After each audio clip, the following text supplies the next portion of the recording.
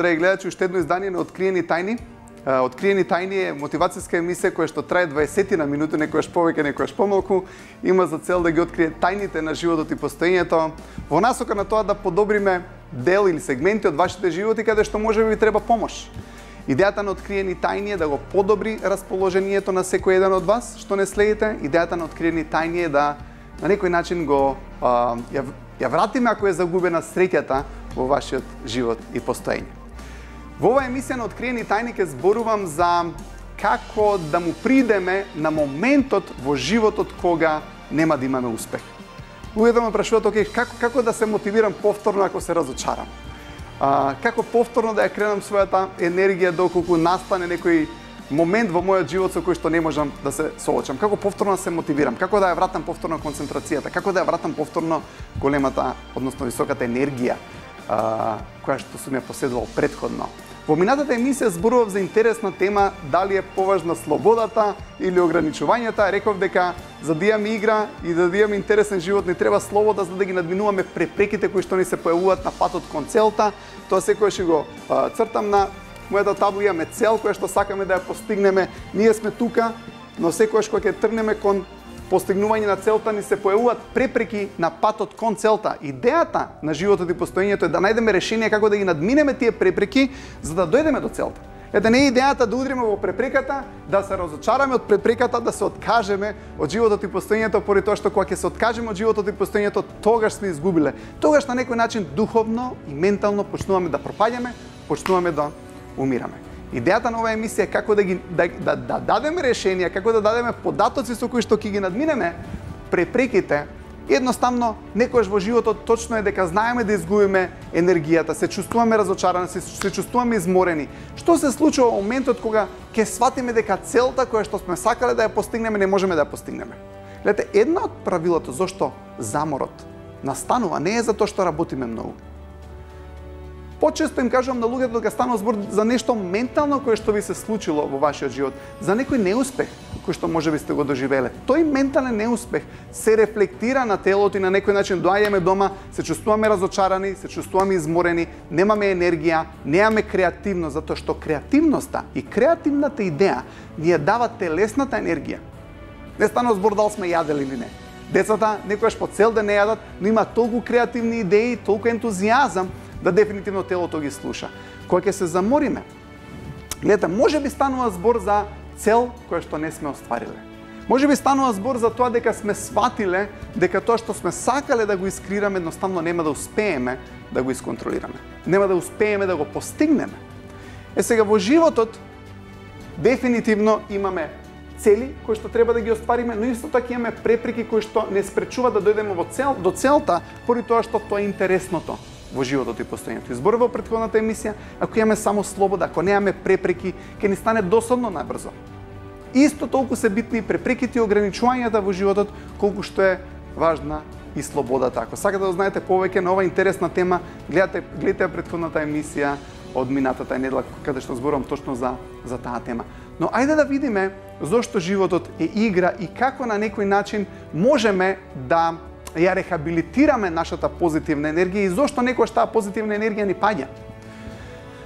Гледате, ако имаме во животот цел и сакаме да дојдеме до целта, имаме некои работи кои што мораме да ги контролираме. Гледате, имаме работи кои што треба да ги контролираме. Треба да станам од сабајле, треба едноставно да се спремам за работа, треба да седнам да учам ако сум студент, треба да ги сконтролирам сите препреки кои што ќе ми се најдат на патот да можеби ја завршам лекцијата. Тоа значи дека треба да видам ако имам некои нејасни зборови во текстот да ги разберам. Гледате, ни треба помош некојаш за учење. Имаме работи кои што дефинитивно можеме да ги контролираме.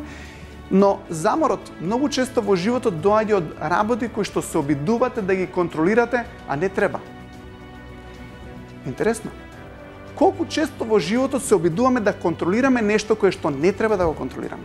Во животот имаме работи кои што треба да ги контролираме и исто имаме работи кои што треба да ги оставиме на рад, без да се мешаме, без да го ставаме вниманието, без да сме загрижени што ќе се случи, затоа што загриженост е токму тоа. Се обидувате да контролирате ситуации и луѓе и настани кои што не можете. Што е во наша контрола, што не, е првото нешто кое што треба да го изанализираме за да почнеме да водиме продуктивен живот. Поради тоа што ако сме на работното место и сакаме да се посветиме на нешто, дефинитивно ако ги контролираме работите кои што треба да го контролираме, сум фокусиран. Што се случува во моментот кога почнувам да ги контролирам работите кои што не можам да ги контролирам? Ви се има случајно во даден момент имате сопружник кој што можеби е некаде и не знаете што се случува. И одеднаш му пошивате порака каде е, што е, не ви одговара. Почнувате да контролирате ситуација која што не треба да ја контролирате. Дали сте во тој момент продуктивни? Сте се фатиле во таква ситуација? Гледате, сакате да го контролирате некој човек кој што не можете да го контролирате во тој момент. Пишувате порака, а нема пораката. Доаѓате на работното место и одеднаш си мислите дали мене ќе ме примат на ова работно место или позицијата јас ќе ја добијам или мојот колега. Дали можете тоа да го контролирате? Не. Што се случува со моментите во животот кога се обидуваме да контролираме настани и работи кои што едноставно не се во наша контрола? Дали сме продуктивни? Не. Дали сме среќни? Не. Дали сме сконцентрирани? Не. Дали сме ефективни? Не. Гледате, во животот секогаш, кога се обидуваме да ги контролираме работите, кои што не треба да ги контролираме и треба да ги оставиме неконтролирани, тогаш имаме загриженост, тогаш имаме непродуктивност, тогаш имаме страв. Поради тоа што во животот имате работи кои што едноставно животот ќе ги донесе. Нека биде на некој начин животот интересен, на тој начин што ќе сватиме дека некој појави, некој настани, некој работи, некој луѓе, некои ситуации немаме контрола врз нив. И тоа мислам дека е голема мудрост, поради тоа што ни кажува дека во животот треба да се сконцентрираме токму на работите кои што се во нашиот домен на контрола. Само така ќе имаме конструктивен и креативен живот.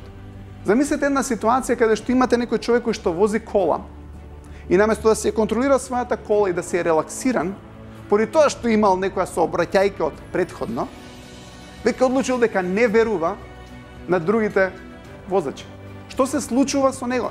Мислите дека е релаксиран и мислите дека му е убаво кога ја води колата? Не, поради тоа што се обидува да ги контролира сите други возачи во сообраќајот, но не може.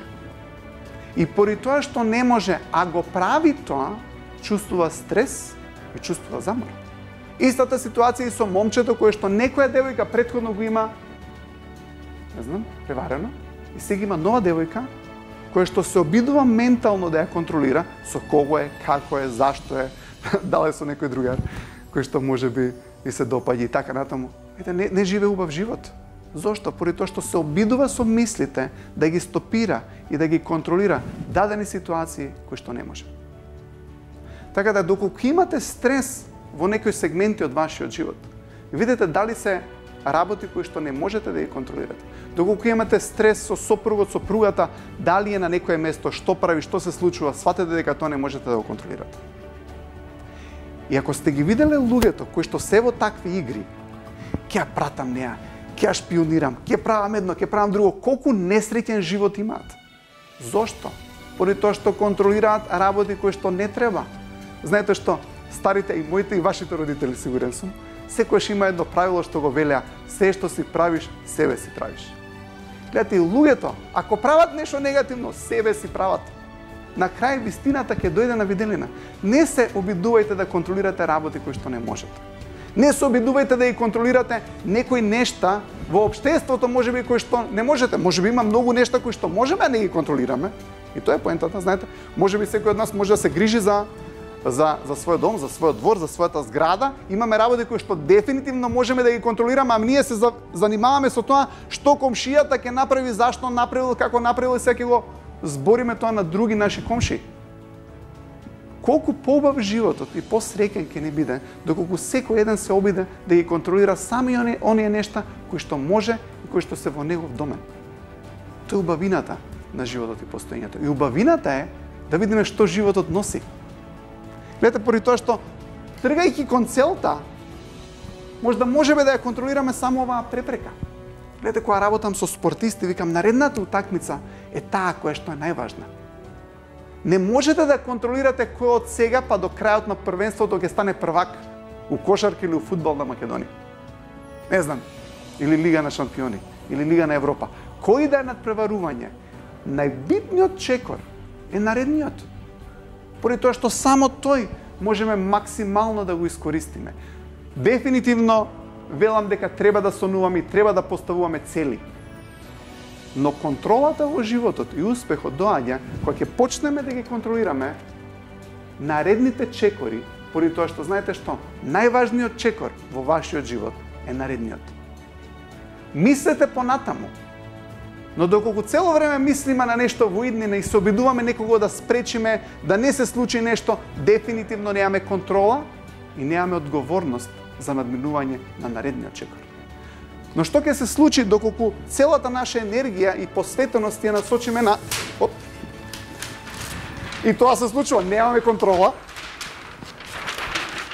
Што ќе се случи доколку имаме цел, и ова не беше планирано, чисто да ви кажам, но гледате, тоа се случува во емисијата.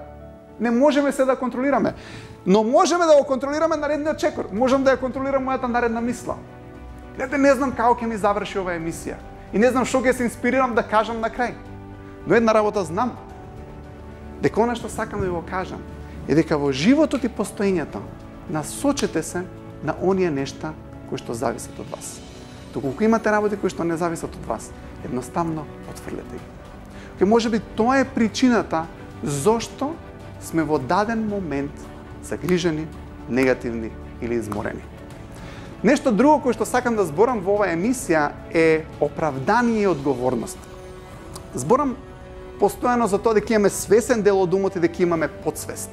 Свесниот дел од умот е тоа што на некој начин ги наоѓа решенијата како да ги надминеме препреките за да стигнеме до целта. Подсвеста или еден дел од умот кој што викам реактивен ум има за цел да не убеди дека сме управо кога не сме. Сте виделе луѓе кои што се лути, кои што се огорчени, кои што се некојаш негативни и колку се цврсти во своето верување дека се дефинитивно во право? Тоа не е нивниот аналитичен ум. Дури самите тие знаат дека не се во право. Но она што сакам да го кажам е дека обожавам да работам со луѓе кои што знаат да признаат грешка. И некојаш луѓе ќе ме прашат дали јас морам постојано да превземам одговорност за работи кои што не сум крив, само да имам мир на куќата, само да имам мир на работното место. Мислам дека таквите луѓе се гениалци. И мислам дека луѓето кои што никогаш нема да признаат дека тие се одговорни за некои негативни појави кои што се случуваат околу нив, мислам дека едноставно не се свесни и поради тоа немаат контрола. Што се случува со човекот кој што никогаш не може да види дека е до него проблемот? Мислите дека сопругата ќе остане со него ако постојано е негативен и едноставно ако постојано не презема одговорност за фамилијата и за неа? Мислите дека шефот се уште ќе го толерира човекот кој што никогаш не сака да преземе одговорност, дека можеби е до него ситуацијата во неговиот сектор или дел од фирмата? До кога ќе имаме таа толеранција? Гледате, свесниот, паметниот човек е човек кој што прави исто така и анализа на самиот себе. Многу често имате луѓе кои што никогаш не сакаат да направат анализа на своите грешки и во својот живот, но се први да нападнат или се први да критикуваат. Но тоа, верувајте ми, не доаѓа од тој аналитичен или свесен дел од умот. Поради тоа што единствениот начин да имаме контрола во нашиот живот е да направиме на некој начин анализа што е тоа што грешам јас и зошто ова постојано ми се случува. Што е тоа што можам да променам во себе, поради тоа што ако идеме со истото однесување, истите ефекти, истите резултати ќе ги имаме во животот. Се додека не сватиме, се додека не се опаметиме, дека станува збор за нас. Станува збор за наши грешки некојаш. И не се секојаш наши грешки. Гледате, треба да сме доволно мудри и паметни да знаеме кога не се наши грешки, но треба да знаеме исто така кога се наши грешки. Но знаете што е проблемот со тоа? Што свесноста секојаш се зголемува чекор по чекор по чекор со знаење. Гледате, доколку имате ум, имаме аналитичен ум, имаме реактивен ум, подсвесен ум, и тој подсвесен ум на некој начин ни ја блокира визијата или гледката дека можеби ја претерувам. дека можеби ја не го преземам исправниот чекор во мојот живот за да ги променам нештата. Гледате, тој не блокира. Тој не дозволува да видиме длабоко во нас и да се коригираме. И гледате, луѓето кои што се постојано со тие негативни емоции, љутина, окривување, ти си крив за тоа. Дури и луѓето кои што постојано пак се каат и се само обвинуваат, исто така не су право. Поради тоа што и тоа е ниво на некој начин не преземање одговорност за самиот себе. Немојте постојано да мислите дека другите се криви во животот и постоењето, доколку вие во ниту еден момент не сте волни да погледнете дали вие ја креирате таа ситуација. Изборот креирање го користам внимателно и прецизно, поради тоа што навистина ние ја креираме таа ситуација. Ви се случило некојаш во животот, јас ќе ја нападнам сопругата, таа мене ќе ме нападне. Едно време имате и деца да се вклучат во кавгата, секој секого се напаѓа, но никогаш ситуацијата не се разрешува. Само се додава на некој начин гориво на огнот. И во еден момент, еден човек ќе направи анализи и ќе рече, знаеш што, можеби сум јас одговорен за се тоа. И во истиот момент стишува кавгата. Но не значи дека и другите луѓе во целата ситуација не можеле да се коригираат и не може да се подобрат. Гледате, тој ум е ум кој што ќе не тера да сме во право кога не сме. Сте виделе колку луѓето сака да се во право, дури кога грешат? И тој е умот кој што не ни дозволува да превземеме одговорност за другиот човек. А како? Видите, доколку јас сватам дека можеби другиот човек греши, дека можеби и самиот тој човек не е свесен за своите постапки кои што ги прави. Можеби станува збор дека треба да го едуцирам него, но како? Дефинитивно на начин кој што тој ќе го прифати. Доколку јас го окривам мојот колега и доколку тој мој колега ме окрива постојано мене, дефинитивно помеѓу мене и него ќе ставиме плексиглас, ѕид, бариера, каде што тој нема да дозволи јас да укажам на неговите грешки, ниту пак јас ќе сакам да ја прифатам грешката која што некој постојано ме укажува, доколку постојано ме критикува. Апел во оваа емисија. Критиките, колку и да некој од луѓето сака да кажат дека се добронамерни, не се секогаш толку ефективни како пофалбите. И навистина ако размислиме, некогаш нашиот тон на љутина, антагонизам, огорченост, сакаме се караме, воопшто нема за цел другиот да го коригира. Ако размислиме, колку често со таа емоција и со тој став и со тој тон, емоционален тон, сме успеале да коригираме некој друг? Не многу често. Но колку сме имале ефективност, доколку речам, знаеш што, јас претрв и во право си и преземам одговорност за ова. И во истиот тој момент ја отварате вратата да му кажеш, знаеш што, но би сакал да видиш и ти, има ли нешто што го правиш, кое што можеби знаеш дека ме повредува мене, но продолжуваш на некој начин да го правиш. И не викам дека го правиш свесно. Можеби не си свесен. Можеби едноставно тоа е начин на кој што си научен да функционираш. Но, на вистина тоа ме повредува.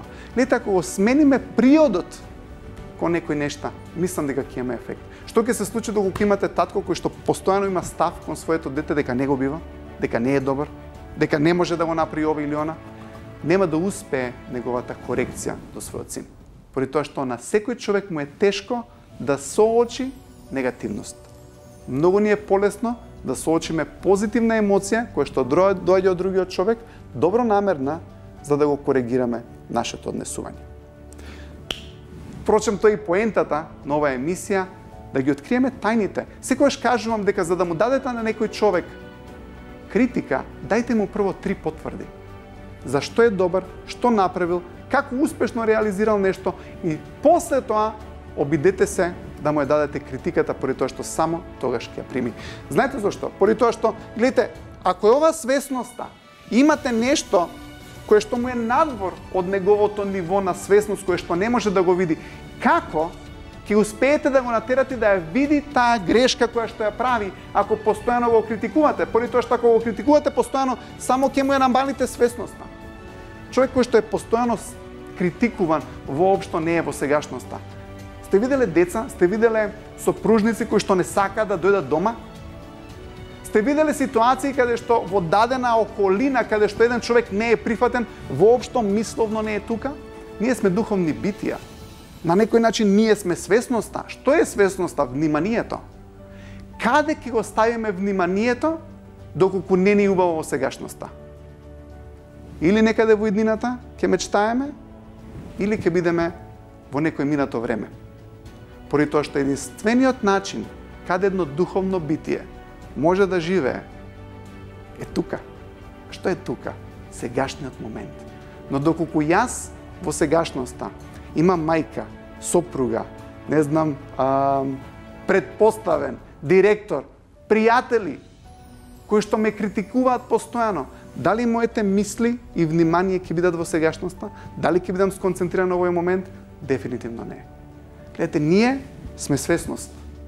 Ние постоиме преку нашето внимание, преку нашиот ние како дух, преку нашиот интерес во сегашноста.